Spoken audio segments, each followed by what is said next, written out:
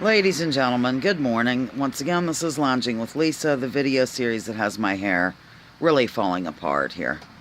You're just going to have to deal with it.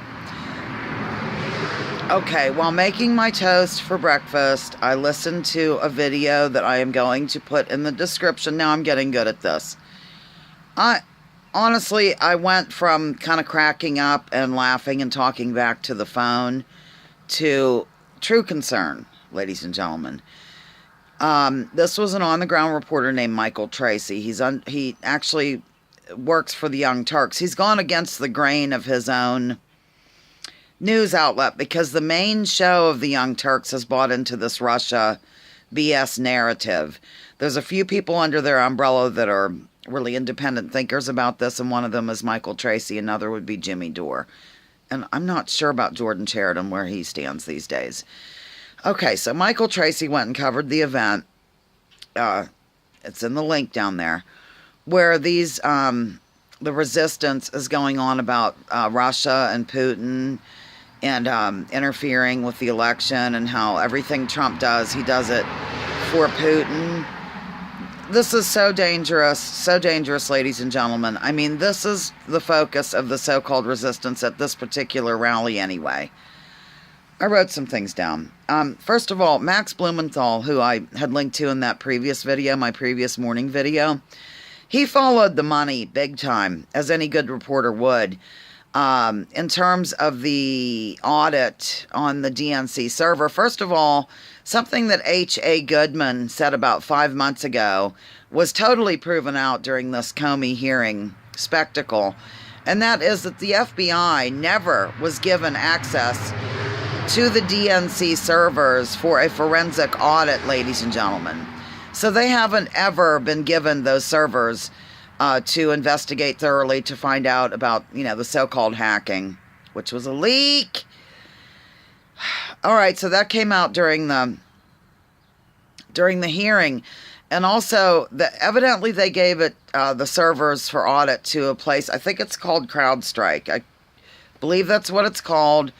And even they have walked back on their original talking point that Russia was involved. But the thing with CrowdStrike is, and if you really look at that last video I did and go to that link and listen to Blumenthal, he did a lot of groundwork on this, following the money in terms of funding for that organization. It's basically directly linked to Hillary Clinton. I know that's a shock. I know you're clutching pearls and you refuse to believe it, but please follow the money, ladies and gentlemen. Let's see, what else here? I just really honestly couldn't believe some of the people that were approaching this reporter with their signs about Putin, and they're getting their information, of course, from Rachel Maddow. Ugh, don't even get me started on her. And actually, of the ones they mentioned, she would be the most legitimate, and I find her to be really a terrible person at this point. And some other online people that are nefarious or something, to say the least. I cannot believe the focus of the so-called resistance is Russia. This is so wrong on every level. A bit of good news before I sign off, though. I did hear a report yesterday that there's a group of Democrats in the Senate and in the House that are going to take Trump to court or do some legal proceeding against him because he never did. This is what I said a long time ago. Why not focus on the legitimate things? He never divested from his businesses, so he's in direct violation of the Emoluments Clause of the Constitution.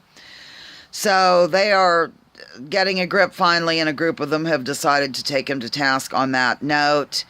Also, if I hear one more thing about Jared Kushner and some backdoor agreement with Russia, I am going to flee to the streets with my hair on fire while stripping down. I'm always naked, remember, and I like to terrorize society as much as possible. You know who he does have a backdoor deal with, Jared Kushner, that fine son-in-law that he is? Israel! Oh my goodness, ladies and gentlemen, do you know how influential Israel is in everything we do?